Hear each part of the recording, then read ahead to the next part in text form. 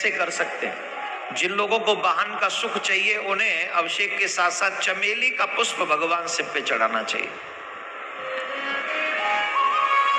जो दौलतमंद बनना चाहते हैं उन्हें भगवान के ऊपर कमल के पुष्प चढ़ाने चाहिए।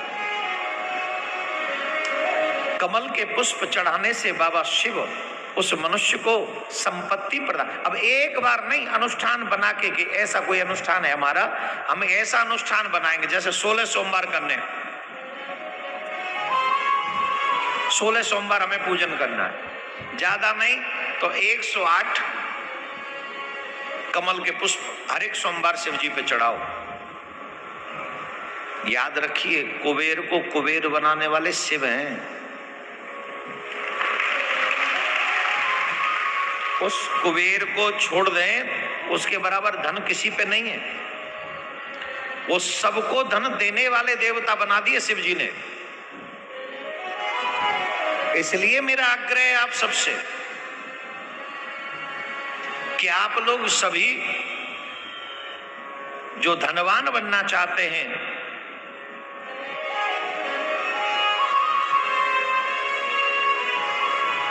उन्हें कमल के पुष्प श्री शिव जी पर, शिवलिंग पर चढ़ाने चाहिए। जोर से बोलना पड़ेगा और जोर से। अगर वो ना मिले तो फिर सामान नहीं चढ़ा दें।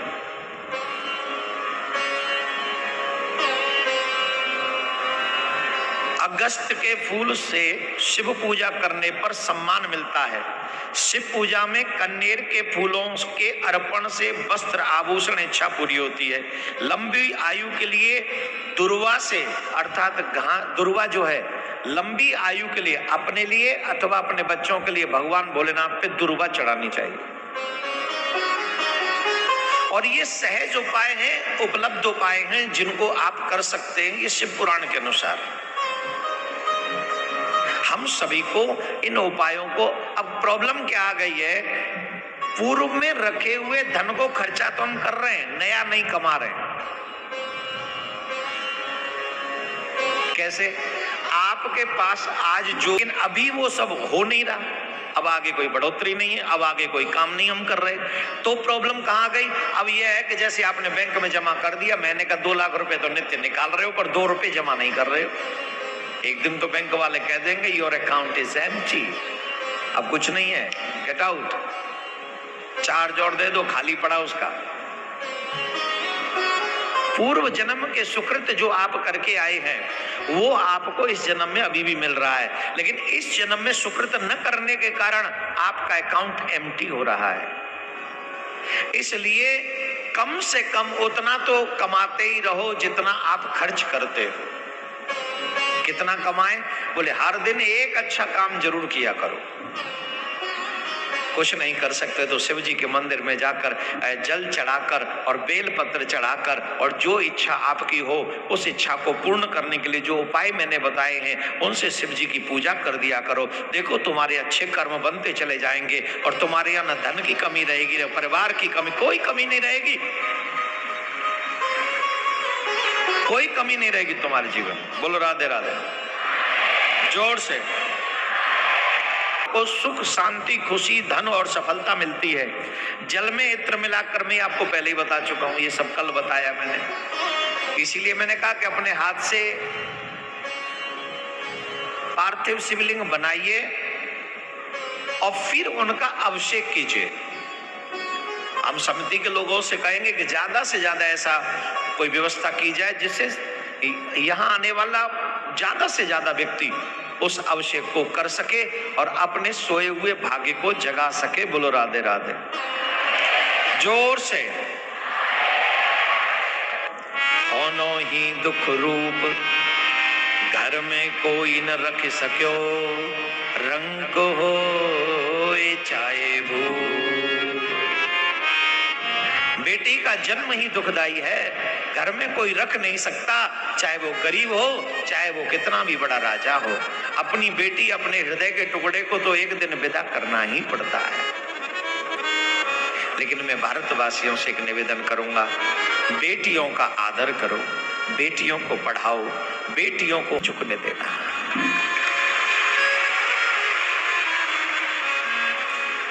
तुम्हारे लिए तुम्हारा पिता अपनी जान भी दे सकता है, पर तुम अपने पिता के लिए क्या दे सकती हो?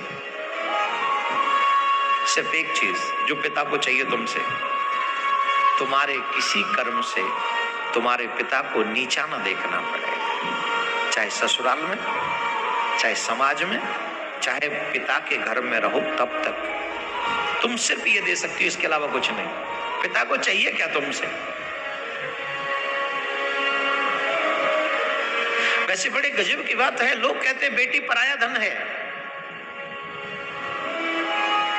लोग कहते हैं बेटी पराया धन है। मुझे नहीं लगता, बेटी बड़ी सौभाग्य। पराया धन कैसे हो सकती है बेटी? लोग कहते हैं बेटियों का घर नहीं होता, सासू माँ कहती है तुझे तो पराए घर जाना है, और जिसके घर में जाओ सासू माँ क्या कहती है? तू पराए घर की है। यही कहते हैं ना, तू पराए घर की है, और वो कहते तुझे पराए घर जाना है। क्या बेटियों का कोई घर नहीं है? मुझे लगता है बेटियों का दोनों घर है, पिता का घर है। अगर शिक्षा देनी है ना तो बेटे को दो, जो कहता है मेरा घर है, मेरा राइट है। बेटियों के दो घर है, पिता का घर भी बेटियों का है, और ससुराल तो बेटियों का ही है। सासू माँ से भी मेरा एक निवेदन है, जब तुम ये कहती हो ना पराए घर से आई हो, तो तुम उसी घर में पैदा नहीं हुई थी।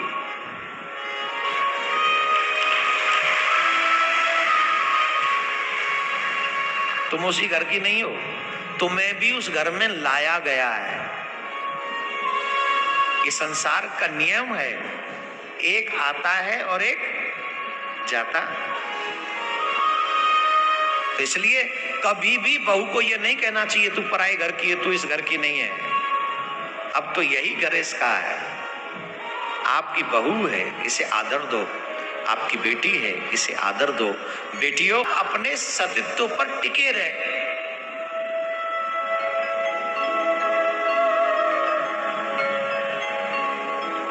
आप अपने धर्म पर टिके रहे, इसलिए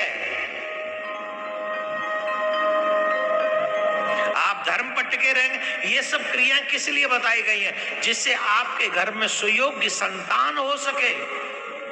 चरित्रहीनों के यहाँ पर कोई श्रेष्ठ बच्चे नहीं होते।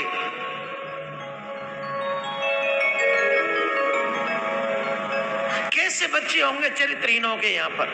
चाहे पुरुष चरित्रहीन हो, चाहे स्त्री चरित्रहीन हो, कोई भी क्यों ना हो, कैसे बच्चे होंगे जरा बताइए। पुरुष को भी चरित्रवान देवी से ज्यादा होना चाहिए।